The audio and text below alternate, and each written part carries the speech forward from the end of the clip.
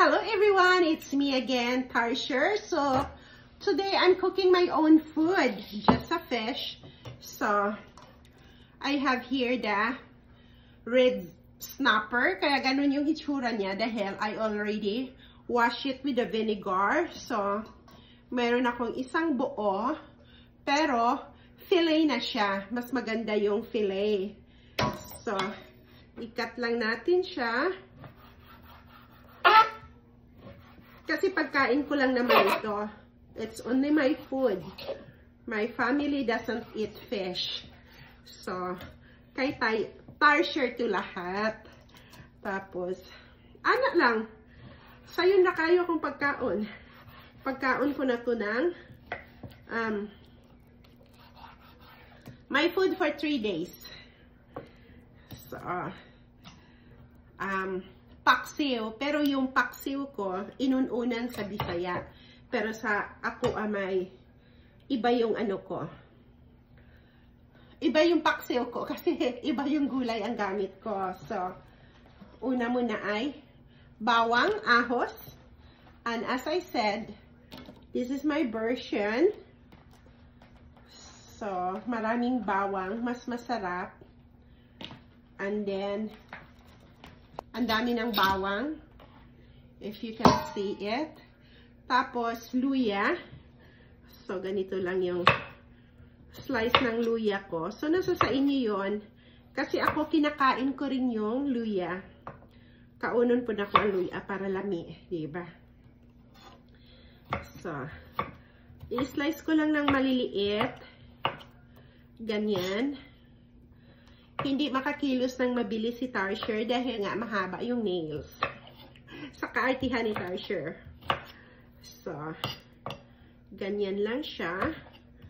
Tapos yung isda, mamaya na yan kasi ayaw kong madurog dahil nga fillet siya. So, lemon. Nasa sa inyo yun kung lagyan nyo ng lemon or lime. Ako, nilalagyan ko ng lemon, ini-slice ko lang or anong available ko. So, lemon kasi yung available ko. So, lemon ang ilalagay ko. And besides, this is only my food. Ang pamilya ko ay hindi kumakain ito. So, dyan. Tapos, lagyan ko siya ng tomato.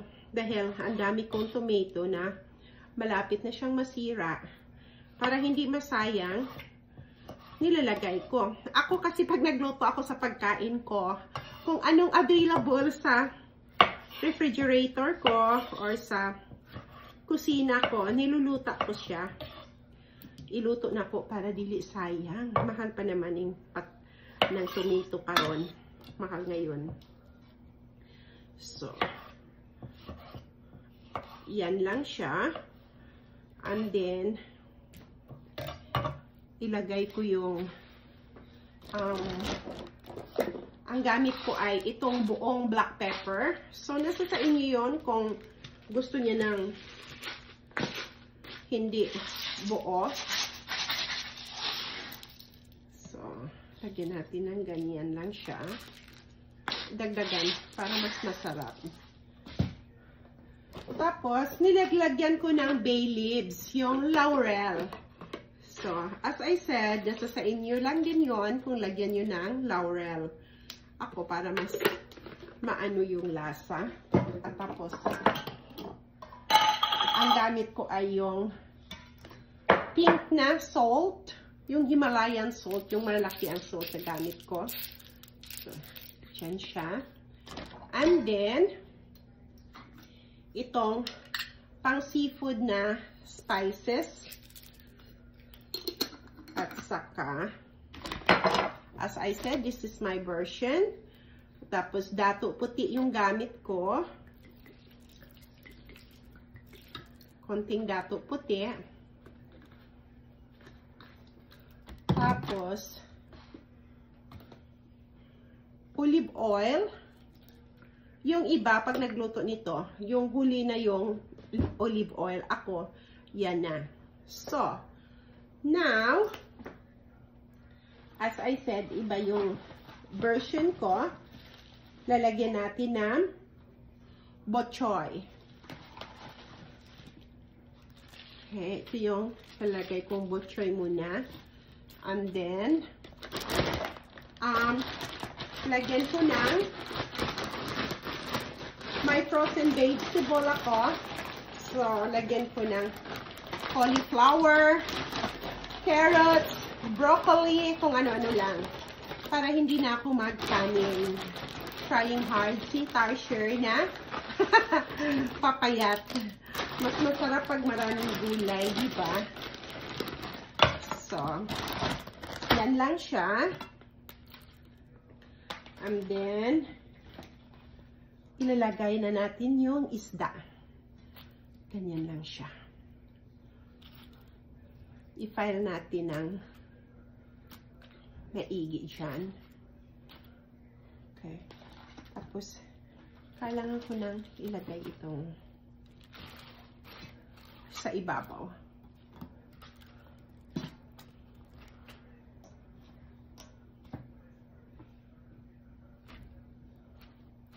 Dyan.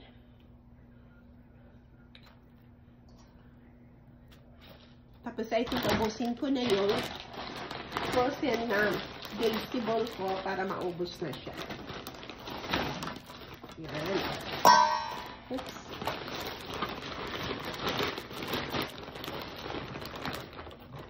Minsan frozen yung gamit ko para wala nang i-slice. So,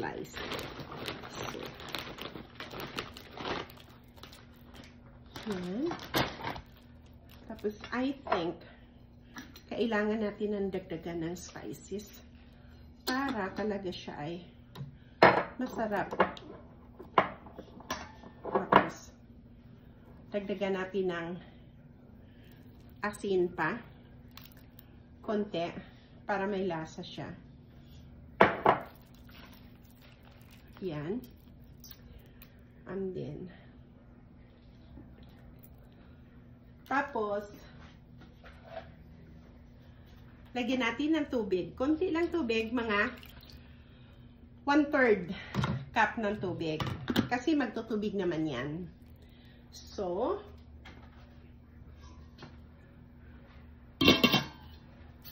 takpan natin. And then, madali lang siyang maluto. We just cook that for 20 minutes. Tapos luto na siya. So, see you in a bit. So, luto na yung filet red snapper natin, guys, with lots of vegetable. Paksiw ang tawag ko nito. Ang daming vegetable, iba-ibang klase. May bok choy, cauliflower, squash, carrots, and broccoli. So, tikman natin. Napakasarap.